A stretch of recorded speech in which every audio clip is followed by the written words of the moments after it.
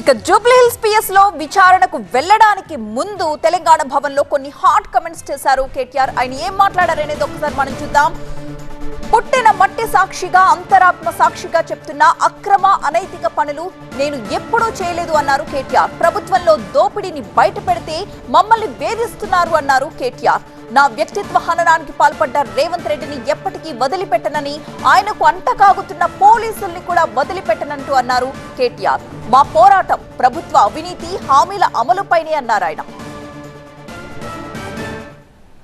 ముమ్మాటికి ఒకటి మాత్రం పక్కా, ఈ కేసు ఇంతటితో మేము వదిలిపెట్టాం.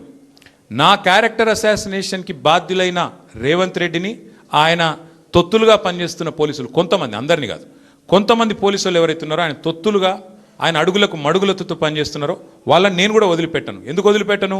ఎందుకంటే నా వ్యక్తిత్వం హననం చేస్తూ ఉన్నారు.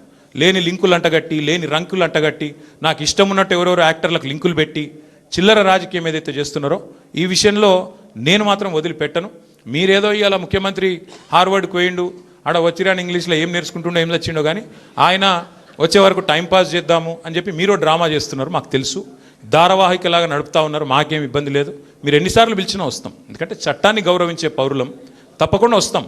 మేము తప్పు చేయలేదన్న మాటనే చెప్తాము.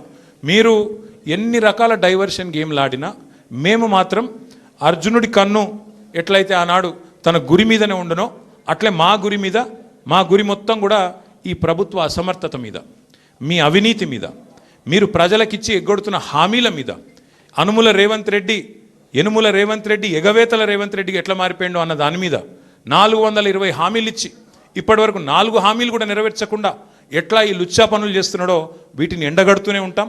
100% వదిలిపెట్టకుండా ప్రాణం పోయేదాకా పోరాడుతూనే ఉంటాం. ఎవరికి భయపడకుండా, ఎవరికి తలవంచకుండా నిఖార్సైన తెలంగాణ బిడ్డలుగా, కేసీఆర్ గారి సైనికులుగా, కేసీఆర్ గారిని తిరిగి ముఖ్యమంత్రి చేసేదాకా మేమందరం కలిసికట్టుగా పనిచేస్తూ ఉంటామని చెప్పి